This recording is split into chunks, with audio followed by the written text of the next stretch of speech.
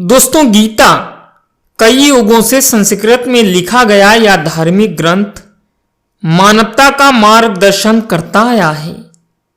धर्म क्या है, मोक्ष क्या है, क्या सही है और क्या गलत है, भगवत गीता में सारे सवालों के जवाब हैं। दोस्तों, इस धर्म ग्रंथ के अंतिम अध्याय में कलयुग को लेकर कुछ भविष्यवाणियां की गई हैं। दोस्तों, हालांकि ये भविष्यवाणियां श्री कृष्ण भगवान द्वारा 5000 वर्षों पहले ही की गई थीं, लेकिन दोस्तों आज ये सारी भविष्यवाणियां पूरी तरह सच साबित हो रही हैं। इतने वर्षों पहले लिखे ग्रंथ में वर्तमान के बारे में जो बातें कही गई हैं बिल्कुल सटीक बैठती हैं। दोस्तों, इसमें धरती के अंत को लेकर भी कई चौंकाने वाली भविष्यवाणियां हैं। तो दोस्तों, आज के वीडियो में हम जानेंगे कि कलयुग में पुरुष का चरित्र कैसा होगा और औरतें चरित्रहीन क्यों हो जाएंगी। तो यही सब जानने के लिए आप वीडियो को अंत तक जरूर देखिएगा। अगर आप भगवान श्री कृष्ण के सच्चे भक्त हैं तो इस वीडियो को लाइक कर दीजिएगा। चैनल पर नए हो तो चैनल को भी सब्सक्राइब कर लीजिए। चलिए अब जानते हैं जरा विस्तार से। दोस्तों, कलयुग में धर्म, सच्चाई, स्वच्छता, सहिष्णुता, दया, जीवन काल और शारीरिक बल और याददाश्त सब कुछ घटता चला जाएगा। कलयुग में मनुष्य का केवल उसकी दौलत के आधार पर मूल्यांकन किया जाएगा। कानून और न्याय केवल किसी की शक्ति को देखते हुए लागू किया जाएगा। दोस्तों, कलयुग में पुरुष और स्त्रियां केवल बाहरी आकर्षण की वजह से साथ रहना शुरू कर देंगे। बिजनेस में सफलता धोखे और बेईमानी पर आधारित हो जाएगी। पुरुष और स्त्रीत्व का मूल्यांकन सेक्स अपील के तौर पर किया जाएगा। दोस्तों, कलयुग में कोई भी शख्स केवल पवित्र धागा पहनने के आधार पर ब्राह्मण मान लिया जाएगा। केवल बाहरी प्रतीकों से व्यक्तियों की आध्यात्मिकता सुनिश्चित की जाएगी। लोग एक आध्यात्मिक व्यवस्था से दूसरी आध्यात्मिक व्यवस्था को बदलते रहेंगे। एक शख्स की संपत्ति और प्रतिष्ठा पर सवाल उठाए जाएंगे अगर उसकी कमाई अच्छी नहीं होगी। जो शख्स शब्दों का खेल खेलने में कुशल होंगे ऐसे लोगों का बोलबाला रहेगा। दोस्तों, ऐसे ही लोगों को कलयुग में विद्वान समझा जाएगा।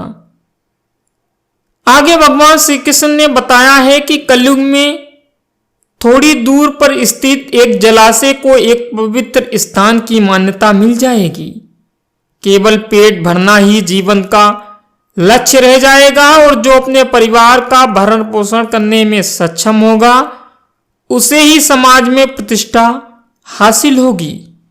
धर्म के सिद्धांतों का अनुसरण केवल अपनी प्रतिष्ठा बचाने के लिए किया जाएगा।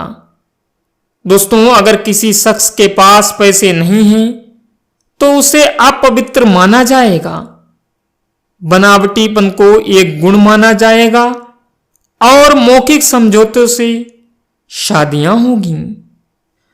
दोस्तों, कलयुग में धरती भ्रष्टाचारियों की भीड़ से भर जाएगी। सामाजिक वर्ग से जो भी खुद को सबसे ताकतवर पेश कर पाएगा उसे ही राजनीतिक शक्ति हासिल होगी। तरह तरह के करों से परेशान होकर आम आदमी घास, पत्तियां, मांस, शहद, फल, बीज खाना शुरू कर देगा। सूखे की वजह से आम आदमी बुरी तरह प्रभावित होगा। कलयुग में लोग सर्दी, तूफान, गर्मी, बाढ़ और बर्फबारी से परेशान रहेंगे। झगड़े, भूख, बीमारियां और बेचैनी से लोग प्रताड़ित होंगे। दोस्तों, कलयुग में मनुष्य के जीवन काल की अवधि अधिकतम 50 साल की हो जाएगी।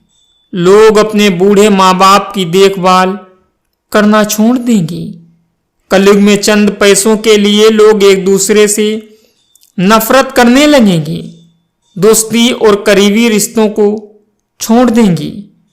दोस्तों, यहां तक कि वे अपनी और अपने रिश्तेदारों की जान गंवाने के लिए भी तैयार हो जाएंगे। असभ्य लोग भगवान के नाम पर पवित्रता ग्रहण करने का ढोंग करेंगे और साधु का भेष पहनकर अपनी आजीविका चलाएंगे। जिन्हें धर्म के बारे में कुछ भी ज्ञान नहीं होगा, वे धार्मिक सिद्धांतों की बातें करने का नाटक करेंगे और बड़े बड़े पदों पर वही लोग आसीन होंगे। दोस्तों, शहरों में चोरों का बोलबाला रहेगा। नास्तिकों और राजनीतिक नेता वेदों की गलत व्याख्या कर उसे दूषित कर देंगे। तथाकथित पुजारी और बुद्धिजीवी केवल अपने पेट और काम वासना की पूजा करेंगी।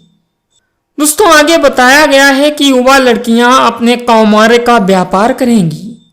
बारिश के देवता वर्षा के वितरण में अनियमितता लाएंगे और दुकानदार बेईमानी से अपना व्यापार करेंगे।